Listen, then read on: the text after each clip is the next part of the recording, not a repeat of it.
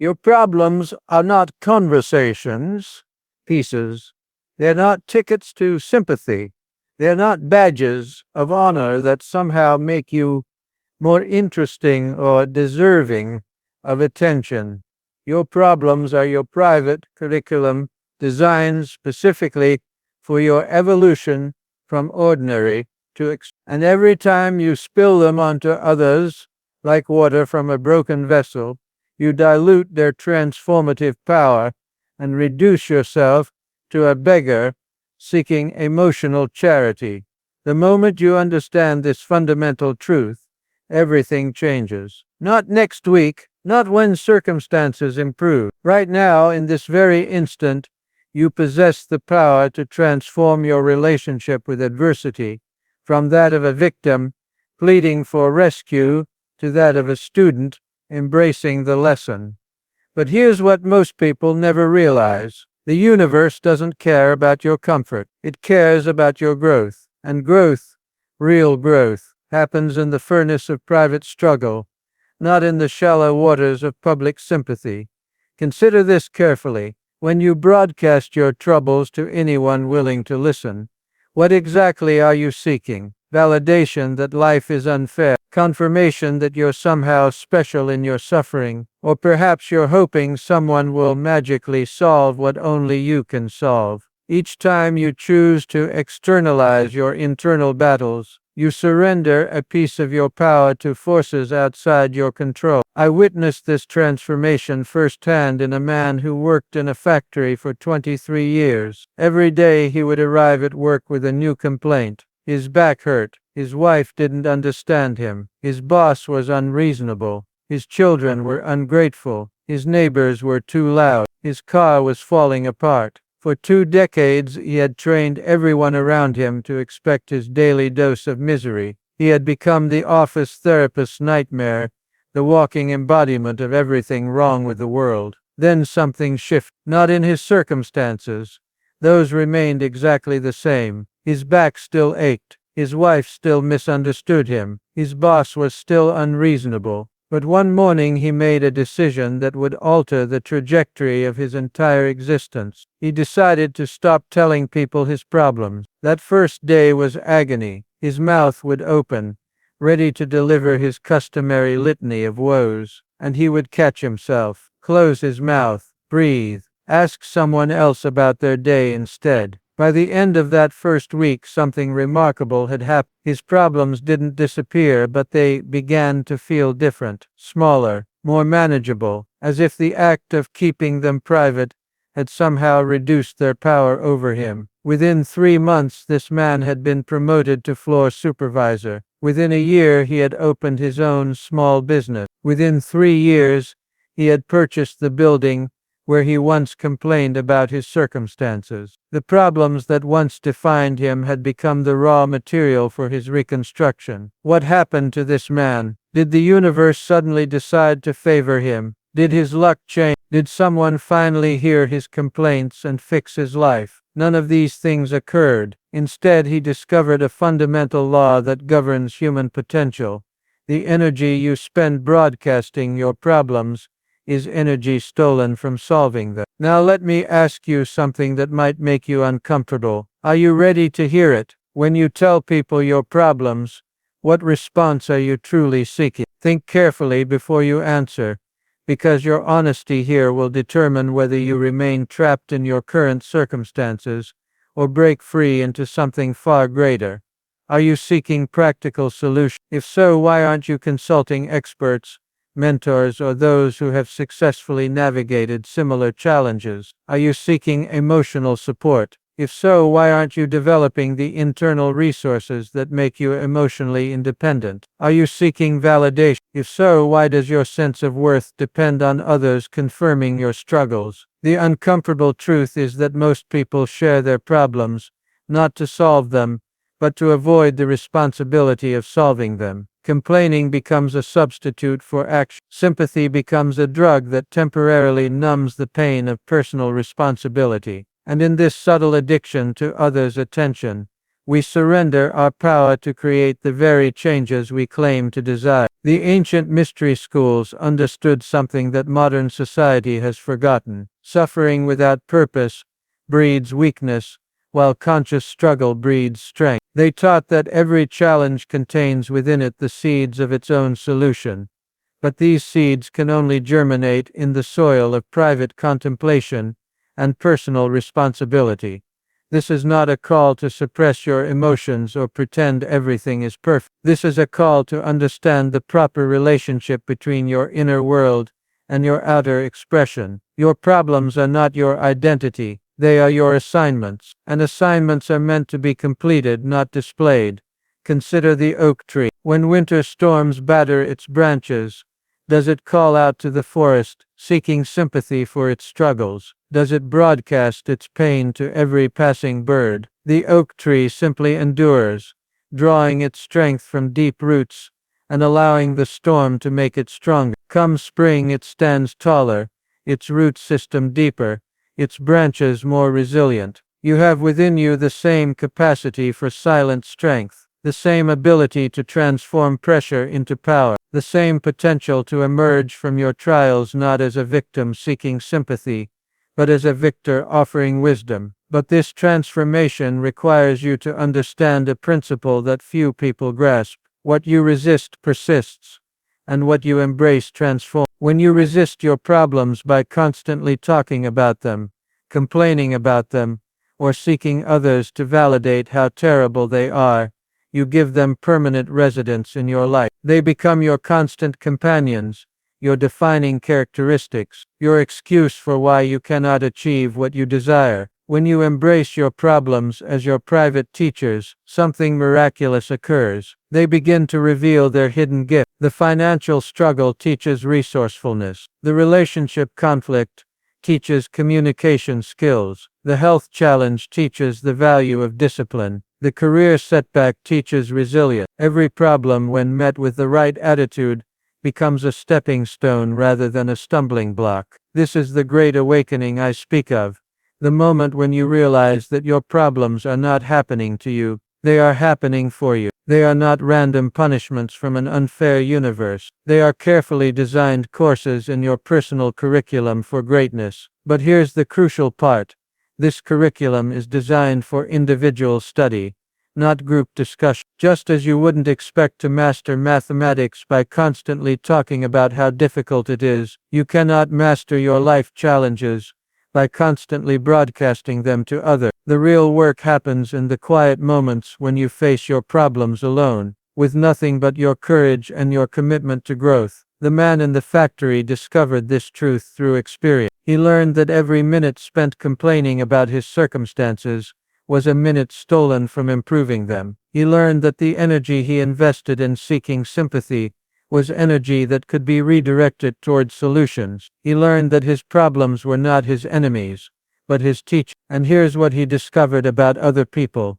They don't really care about your problems, not because they're cruel or indifferent, but because they have their own curriculum to complete. They have their own assignments to master. They have their own journey from burden to burden bearer to navigate. When you understand this, you stop taking their lack of enthusiasm for your troubles personally. You stop expecting them to carry what only you can carry. You stop seeking from others what only you can provide for yourself. You begin to see that their indifference to your problems is not a character flaw in them, but a natural law of human existence. This realization is liberating. It frees you from the exhausting cycle of seeking external validation for your internal struggle. It frees you from the disappointment of expecting others to care as much about your problems as you do. It frees you from the illusion that someone else holds the key to your happiness. Most importantly, it frees you to become what you were always meant to be, not a burden that others must carry, but a burden bearer who helps others carry theirs. Not a victim seeking rescue, but a victor offering guidance. Not a problem broadcaster, but a solution creator. This is the great awakening. This is the moment when you stop being someone who happens to have problems, and start being someone who transforms problems into possibility. This is when you discover that your greatest strength lies not in your ability to articulate your struggles, but in your capacity to overcome them silently, privately, and powerfully. The question now is simple. Are you ready to stop being a burden and start being a burden bearer? Are you ready to transform your problems from public entertainment into private education? Are you ready to discover what you're truly capable of when you stop seeking sympathy and start seeking solutions? The choice is yours, but understand this.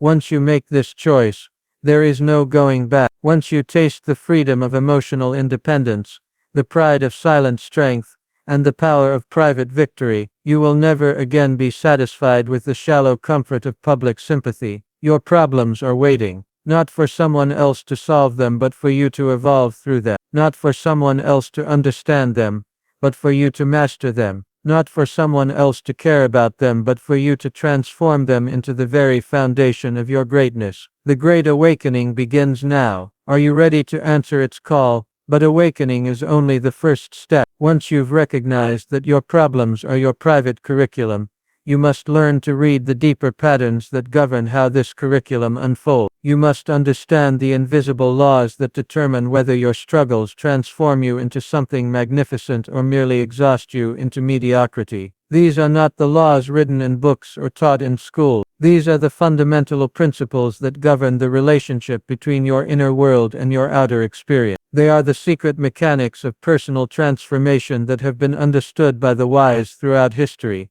yet remain hidden from those who seek only surface-level solutions. The first and most crucial of these laws is this: as within, so without. Your external circumstances are not random events happening to you, they are precise reflections of your internal state. Change the inner, and the outer must follow. This is not positive thinking or wishful hoping. This is the ironclad law of correspondence that governs all manifest reality. Consider the farmer who plants seeds in spring. He does not plant corn and expect roses. He does not plant weeds and expect wheat. He understands that the harvest is determined by what he plants, how he tends the soil, and how consistently he applies the principles of growth. The farmer who complains about his poor harvest while planting inferior seeds will remain poor. The farmer who silently improves his soil, selects better seeds, and applies superior methods will inevitably prosper. Your mind is your field. Your thoughts are your seed. Your daily habits are your cultivation methods. Your results are your inevitable harvest. This is not metaphorical poetry.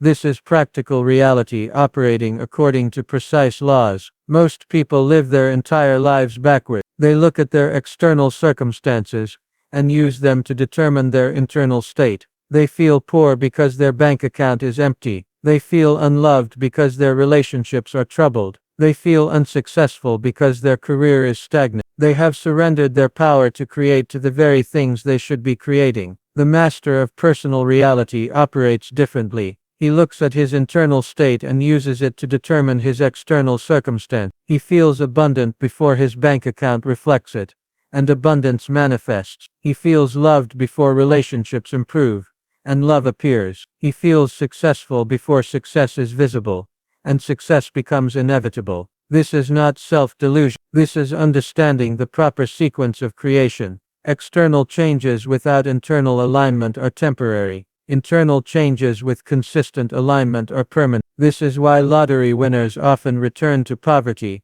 why people who lose weight often regain it, why those who inherit wealth often squander it. They changed their circumstances without changing their consciousness. Let me share with you the story of a woman who discovered this law through necessity. She was a single mother working 3 jobs, barely making ends meet, living in a cramped apartment with her 2 children. Every external indicator suggested she was trapped in poverty, but instead of focusing on what she lacked, she began a daily practice that would alter her entire destiny. Each morning before her children woke, she would sit quietly and imagine herself as the successful business owner she wanted to become. Not someday, not when circumstances improve. Right now, she would feel the confidence of someone who made important decisions. She would experience the satisfaction of someone who provided excellent service. She would embody the gratitude of someone who employed others and contributed to her community. This was not fantasy. This was internal preparation for external manifestation. She was planting seeds in the fertile soil of her consciousness, seeds that would inevitably produce a harvest in her physical world. Within 6 months she had identified a business opportunity that others had overlooked. Within a year she had left 2 of her 3 jobs to focus on her growing enterprise. Within 3 years, she owned a thriving business that employed 12 people. Within 5 years, she had purchased the building where she once struggled to pay rent. What changed? Her circumstances were exactly the same when she began her internal practice. The economy hadn't improved. Her education hadn't changed. Her connections hadn't expanded. But her internal state had transformed, and the external world had no choice but to mirror that transformation. This is the alchemy of personal mastery, not the medieval fantasy of turning base metals into gold, but the practical reality of transforming base thoughts into golden opportunities. Most people seek to change their external conditions while leaving their internal conditions unchanged. This is like trying to change your reflection while leaving yourself unchanged. It is futile. The second law you must understand is the law of rhythm. Everything in existence moves in cycles. Day follows night. Winter follows summer. Challenge follows ease. Opportunity follows difficulty. Understanding this law gives you immense power because you can prepare for what's coming instead of being surprised by it. Most people live as if their current circumstances are permanent. When things are going well, they believe it will last forever and fail to prepare for challenges. When things are difficult, they believe it will never end and fail to recognize this ignorance of natural cycles keeps them perpetually reactive instead of proactive. The wise person understands that life moves in predictable patterns, not the specific details, but the general rhythms. After every period of intense growth comes a period of integration. After every challenge comes a period of strength. After every loss comes a period of renewal. Knowing this, you can position yourself to maximize opportunities and minimize difficulties. When you're in a challenging phase, you don't despair because you know it's temporary and preparing you for something better. You use the difficulty to develop skills, build character, and identify new possibilities. When you're in an easy phase, you don't become complacent because you know challenges are coming and you must prepare for them. This understanding transforms your relationship with both success and failure. Success becomes a platform for greater service rather than a reason for self-satisfaction. Failure becomes a teacher for future success rather than a reason for self-condemnation. Both are simply phases in the eternal cycle of growth. The third law is the law of polarity. Everything has its opposite, and these opposites are actually 2 extremes of the same thing. Hot and cold are both temperature. Love and hate are both emotional intensity. Success and failure are both outcomes of action. Understanding this law allows you to transmute negative experiences into positive ones. When you encounter what appears to be a setback, you can ask, what is the opposite extreme of this experience, and how can I move toward it? When you face rejection, you can recognize that acceptance is the opposite pole and adjust your approach accordingly. When you experience failure, you can understand that success is the opposite pole and use the failure as information for your next attempt. This law also explains why your greatest strengths often emerge from your greatest weaknesses. The person who overcomes shyness often becomes an exceptional communicator. The person who conquers addiction often becomes a powerful healer. The person who rises from poverty often becomes a generous provider. The very intensity that created the problem, when properly directed, becomes the force that creates the solution. But here's where most people fail. They try to eliminate the negative pole instead of transmuting it. They try to avoid all discomfort instead of using discomfort as fuel for growth. They try to eliminate all problems instead of using problems as raw material for solutions. This is like trying to have a battery with only a positive terminal.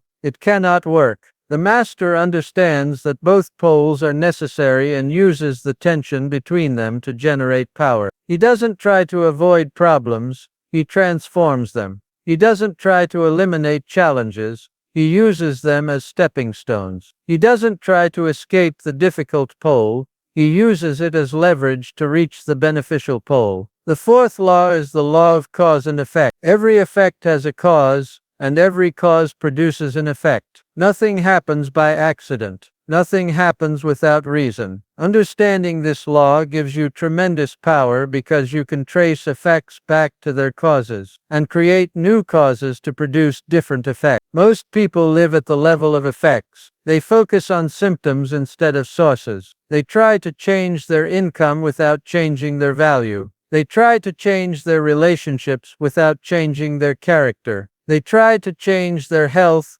without changing their habit. This is like trying to change the image in a mirror without changing what stands before it. The master lives at the level of causes. He identifies the root causes of his current results and systematically alters them to produce different results. He doesn't complain about his income, he increases his value. He doesn't complain about his relationships, he improves his character. He doesn't complain about his health, he changes his habits. This requires brutal honesty about your role in creating your current circumstance. Not blame, but responsibility. Not self-condemnation, but self-examination. Not victimhood, but ownership. When you can trace your current results back to their causes, you gain the power to create different results. Let me give you a practical example. A man came to me complaining that he couldn't find good employees for his business. He had hired dozens of people, but they were all lazy,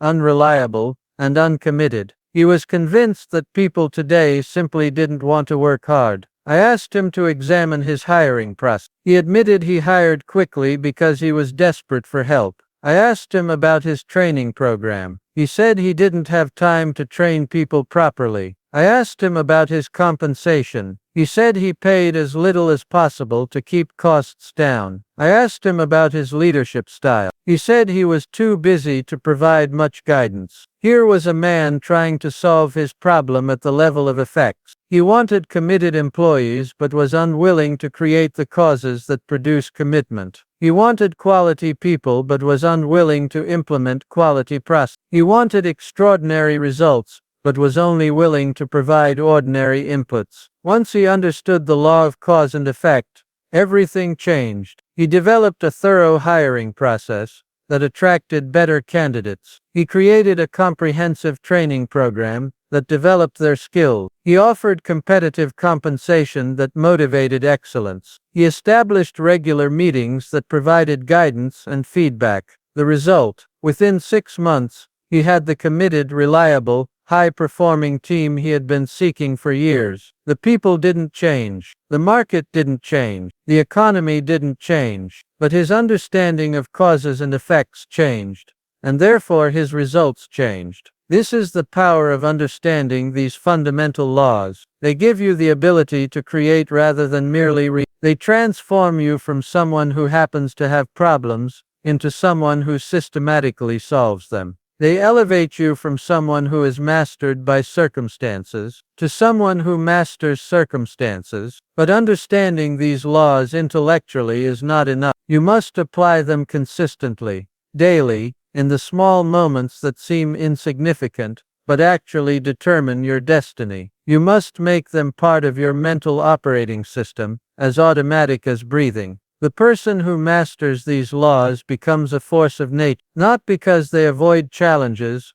but because they transmute challenges into opportunities. Not because they eliminate problems, but because they transform problems into possibilities. Not because they escape the cycles of existence, but because they learn to dance with them. This is the difference between those who merely survive their lives and those who consciously create them. This is the difference between those who are blown about by every wind of circumstance and those who harness those winds to reach their chosen destination. The laws are waiting for you to apply them, not someday when you understand them perfectly, not when your circumstances are ideal. Right now, with whatever challenges you're facing, with whatever resources you have, with whatever knowledge you possess. The question is not whether these laws work. They work whether you understand them or not, whether you believe in them or not, whether you apply them consciously or unconsciously. The question is whether you will work with them or against them, whether you will use them to create the life you desire,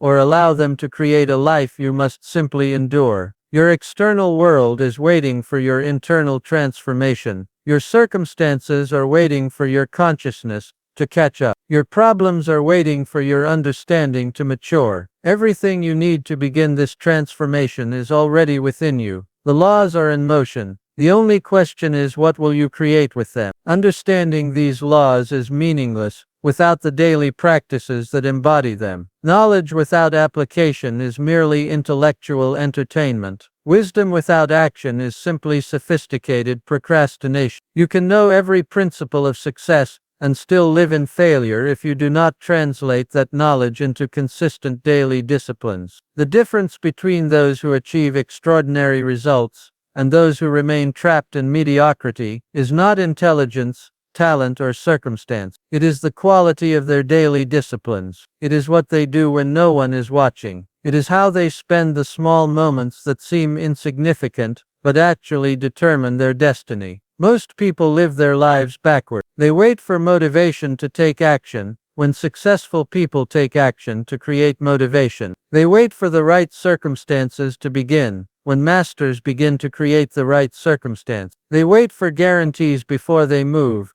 when achievers move to create guarantees. This backward thinking is the source of 3 deadly enemies that destroy more potential than all external obstacles combined: excuses, procrastination, and blame. These are not character flaws. They are habits of thought that can be changed, but they must be recognized, understood, and systematically eliminated from your mental operating system. Let's examine excuses first. An excuse is a reason wrapped in the clothing of impossibility. It is a way of making the changeable appear unchangeable, the solvable appear unsolvable, the possible appear impossible. Excuses are the tools that mediocrity uses to feel comfortable with poor results. "I don't have time" is the most common excuse, and it reveals a fundamental misunderstanding of how time works. You have exactly the same amount of time as every person who has ever achieved anything significant. The difference is not in the quantity of time available, but in the quality of attention applied. You don't manage time, you manage attention. You don't find time, you create time by eliminating activities that don't serve your highest priority. "I don't have enough money" is another favorite excuse that reveals a poverty of imagination rather than a poverty of resources. Some of the most significant achievements in human history began with people who had no money but unlimited resourcefulness. Money is not the cause of success, it is the effect of value creation. Focus on creating value and money will follow. "I don't have the right connections" assumes that your network determines your net worth, when the truth is that your net worth determines your net worth. Valuable people attract valuable connections. Become someone worth knowing, and you will know people worth knowing. "I'm too old" or "I'm too young" are excuses that misunderstand the nature of timing. There is no perfect age for achievement. There is only the perfect moment, and that moment is always now. Your age is not a limitation, it is information. Use it wisely. "I don't have enough education" forgets that the most successful people in history were often autodidacts, who educated themselves through books, mentors, and experience. Formal education is one path to knowledge, but it is not the only path. The person who stops learning after graduation will be surpassed by the person who never stops learning. Every excuse, when examined closely, is revealed to be a choice dressed up as a circumstance. The person who says "I can't" usually means "I won't." The person who says "it's impossible" usually means "I'm unwilling to do what's necessary." The person who says "I don't have what it takes" usually means "I'm not willing to develop what it takes." This brings us to procrastination, the sophisticated form of self-sabotage. Procrastination is not laziness. Lazy people simply don't act. Procrastinators are often highly active. They just act on everything except what matters most. They organize their desk instead of making important phone calls. They research endlessly instead of beginning. They plan perfectly instead of acting imperfectly. Procrastination is fear wearing the mask of perfectionism. It is the mind's way of avoiding the discomfort of growth, the risk of failure, the possibility of rejection. But here's what procrastinators don't understand. The pain of discipline weighs ounces, while the pain of regret weighs tons. The temporary discomfort of action is nothing compared to the permanent discomfort of inaction. The cure for procrastination is not motivation, it is motion. Take the smallest possible step toward your goal, then take another. Momentum is created by movement, not by thinking about movement. Perfect preparation is the enemy of good execution. Done is better than perfect. Blame is the most destructive of these three enemies because it destroys your power to create change. When you blame your circumstances, your upbringing, your genetics, your education, your boss, your spouse, or your government for your results, you surrender your ability to create different results. You make yourself a victim of forces beyond your control. But here's the liberating truth. If you are responsible for your problems, you are also responsible for your solutions. If you created your current circumstances, you can create different circumstances. If your choices brought you to where you are, different choices can take you to where you want to be. This is not about self-condemnation. This is about self-empowerment. The person who takes responsibility for their failures gains the power to create their success. The person who blames others for their problems gives others the power to solve their problems. Now let me show you what the daily disciplines of mastery look like in practice. These are not suggestions or recommendations. These are the non-negotiable practices that separate those who achieve extraordinary results from those who achieve ordinary results. First, master your morning. The first hour of your day determines the quality of the remaining 23. This is not about waking up at any particular time. This is about waking up with purpose and beginning your day with intention rather than reaction. Before you check your phone, read your email, or consume any external input, spend time in quiet contemplation. This is not meditation in the Eastern sense. This is conscious planning. Review your most important goals. Visualize yourself achieving them. Feel the satisfaction of their accomplishment. This is not wishful thinking.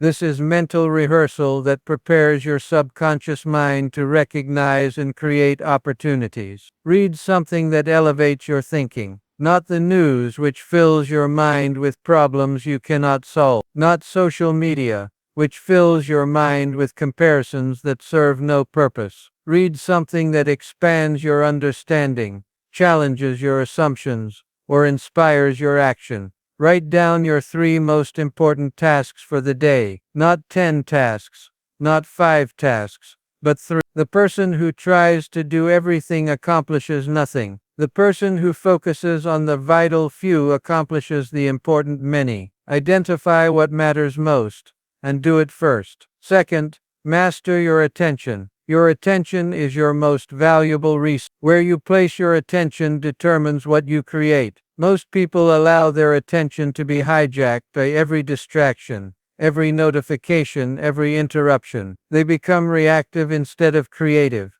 scattered instead of focused, busy instead of productive. Protect your attention like a fortress. Turn off notifications. Close unnecessary browsers. Create physical environments that support focus. Batch similar activities together. Single task instead of multitask. The person who can focus for 1 hour without distraction will accomplish more than the person who works for 8 hours with constant interruption. Third, master your associations. You become like the people you spend time with. If you spend time with complainers, you will become a complainer. If you spend time with achievers, you will become an achiever. If you spend time with people who make excuses, you will make excuses. If you spend time with people who find solutions, you will find solutions. This is not about being snobbish or abandoning old friends. This is about being strategic about your inputs. You cannot afford to let negative influences contaminate your thinking.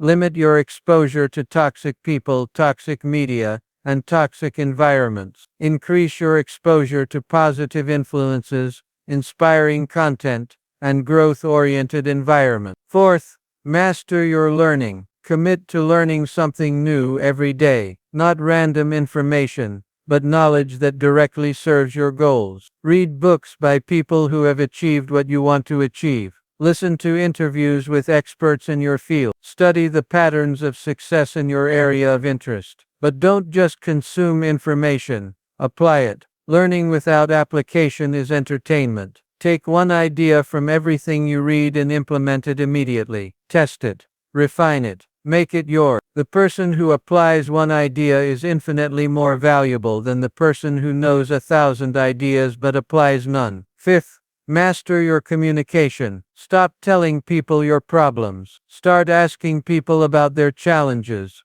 and how you can help solve them. Transform from someone who drains energy to someone who adds value. This is not about being fake or suppressing your authentic self. This is about choosing to be the person others want to be around. When you must discuss challenges, frame them as opportunity. When you must address problems, present them with solutions. When you must acknowledge difficulties, couple them with your plan to overcome them. This shift in communication will transform not only how others perceive you, but how you perceive yourself. 6. Master your evening. The last hour of your day is as important as the first. This is when you review your progress, plan tomorrow's actions, and prepare your subconscious mind for the night's work. Your subconscious mind processes information while you sleep. Give it the right information to process. Review your day objectively. What went well? What could be improved? What lessons did you learn? What will you do differently tomorrow? This is not self-criticism.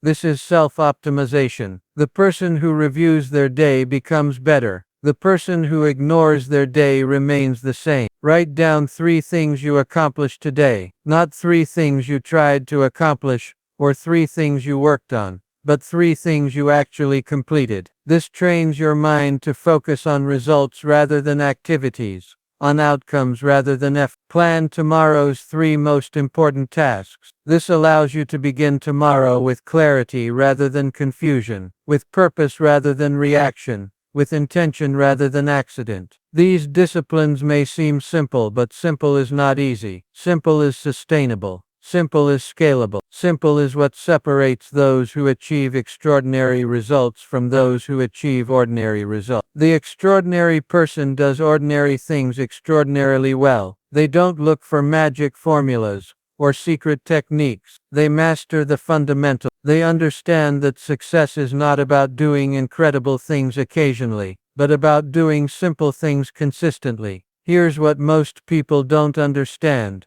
You don't need to be perfect at these disciplines. You just need to be consistent. Consistency compounds. The person who applies these disciplines imperfectly, but consistently, will achieve infinitely more than the person who applies them perfectly but sporadically. Start today, not tomorrow, not next week, not when circumstances are perfect. Today, choose one discipline and begin. Master it before adding another. Build momentum through small wins rather than attempting dramatic transformations. Remember where we began. Your problems are not conversation pieces. They are your private curriculum for greatness. Every challenge you face is an opportunity to apply these disciplines. Every difficulty you encounter is a chance to strengthen your character. Every obstacle you meet is a stepping stone to your transformation. The person who masters these daily disciplines becomes unstoppable, not because they avoid problems,